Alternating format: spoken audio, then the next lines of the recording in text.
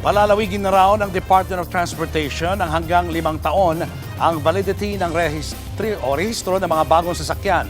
Pero tingin ng ilang grupo, hindi nito nasolusyonan ang tunay na problema kung bakit mabagal pa rin ang proseso sa pagpaparehistro. Nasa frontline ng balitang yan si Gerard de la Peña.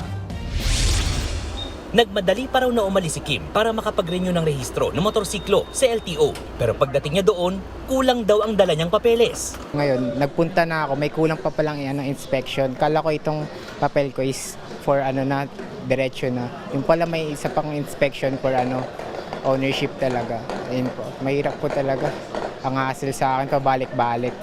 Ang ganitong hassle sa pagpaparehistro, gusto nang iwasan ng Department of Transportation. Sa News 5, ibinunyag ni Transportation Secretary Giovanni Lopez na inaprubahan na niya ang utos na palawigin ang validity ng rehistro ng mga bagong sasakyan.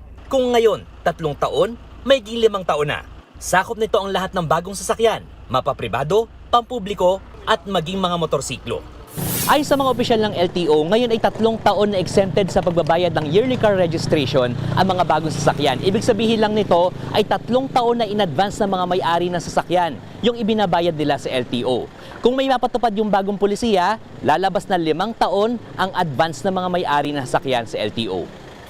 Ayon kay Secretary Lopez, bukod sa bawas abala, mas makakasiguro rin ngayon ang mga motorista na tumaas na ang kalidad at kaligtasan ng mga bagong sasakyan. Pag tignan nyo po lahat ng mga kasa ngayon, lahat ng mga dealers, halos lahat, nag-extend na rin po sila ng warranty to 5 years. So sabi nga po namin, kung itong mga kasa, mga dealers, nag-level up, kailangan din naman ng pulisiya ng gobyerno, at least to catch up with that kind of policy. Pero ngayon pa lang, tutol na agad ang Automobile Association of the Philippines. Hindi naman daw kasi nito natugunan ang tunay na hassle sa pakikipagtransaksyon sa LTO na nauuwi sa pamamayagpag ng mga fixer. Pagka ginawa mong 5 taon, sure, na-exempt ka lang na 5 taon sa pagpunta, pero pupunta ka pa rin.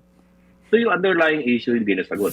Problema rin daw ito para sa mga hindi nakakatanggap ng notices kaugnay sa no contact apprehension policy. Dahil kadalasang nalalaman lang ng mga ito na may violation na pala sila kapag nagparehistro na sa LTO. Sa ngayon, nasa kamay ng LTO ang pagpapatupad ng 5-year registration validity para sa mga sasakyan. Nagbabalita mula sa Frontline, Gerard de la Peña, News 5. Mga kapatid, Julius Babaw po. Para sa komprehensibo at makabuluhang balitaan at talakayan, mag-follow at mag-subscribe na sa social media pages ng News 5.